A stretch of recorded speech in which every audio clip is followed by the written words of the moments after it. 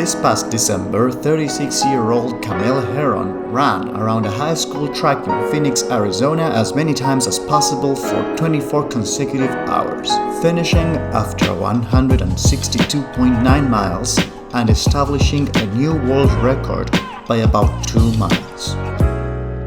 Less than a year later, Zach Bitter took an indoor track in Milwaukee to make history, setting the world record by running 104.8 miles in 12 hours, almost as an afterthought following his obliteration of the fastest 100-mile run record. Although many athletes have been proudly running in circles for years, there suddenly seems to be renewed interest in such offshoots of ultramarathoning.